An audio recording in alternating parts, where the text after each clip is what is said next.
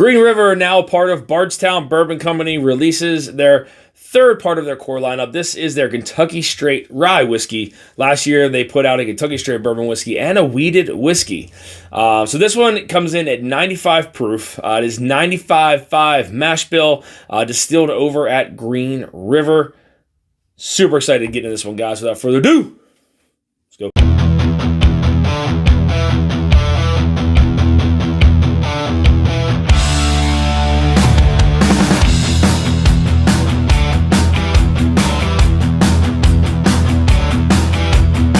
All right, guys, so as I stated, this is their Kentucky Straight Rye Whiskey coming in at 95 proof.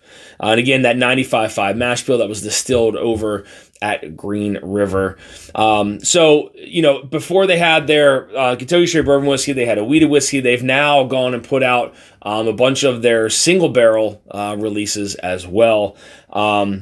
Really curious to see how this, how their version of the 95.5 plays out against maybe a 95.5 from MGP. So let's get in the nose. So there's definitely a twist on this 95.5. You do get, it's like a slight honey note, and then further into the glass, it's like a mixed berry that I'm kind of getting on this one. Further into the glass, further away, again, you get more of like that honey sweetness. Not necessarily grainy, but it does come off slightly kind of spicy, but a little more sweet with that berry and then that some of that honey. So there's something that reminds me. It's almost like one of those like honey kind of like Teddy Grahams or honey kind of graham crackers. They're further away from the glass. It's not just that honey, but it's also like almost like that graham cracker. But then again, further into the glass, it is a lot of kind of like mixed berries going on. Some of the darker berries, some more of the red berries. Really nice and inviting nose. Let's get to the palate. Cheers. It's really good. So I mean, on the front of the palate, there's a lot of sweetness.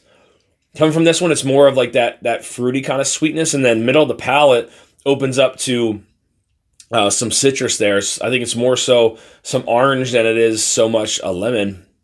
Now on the back of the palate, that honey kind of like graham cracker note that I was getting starts to make its appearance there. But then it also becomes, there's a little bit of like some herbal quality to that there on the back of the palate.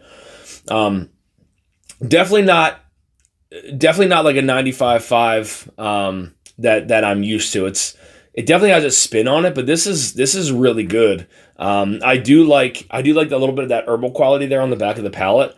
It has a medium finish to it. But for $35, that's a deal. Any way you look at it, that is a deal. It's very flavorful. It's a very flavorful whiskey, but at that 35 price point, it makes it even more attractive. Let's get the second sip.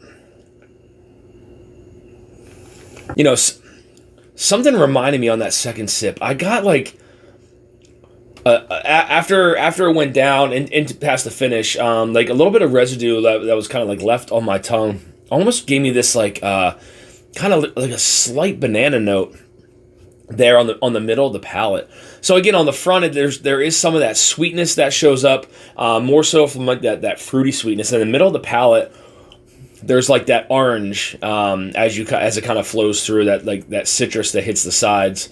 On the back of the palate, that honey kind of like graham cracker note appears there. I'm not getting a lot of spiciness on this one, even though it's a 95.5 rye. I'm not getting that spice bite that I thought I was going to get. Like, not at all. It comes off way more sweet. And then, into the finish, I mean, you're getting kind of a combination of like some of that honey and then some of that fruit. But again, after everything's gone down, there is a very interesting kind of like ripe banana note there. And it's not big or bold. It's very, very subtle, but sits there right on the center of the palate. Never gotten a banana note off of a 95.5 rye, just FYI. But I like it. Let's get a last sip. Cheers.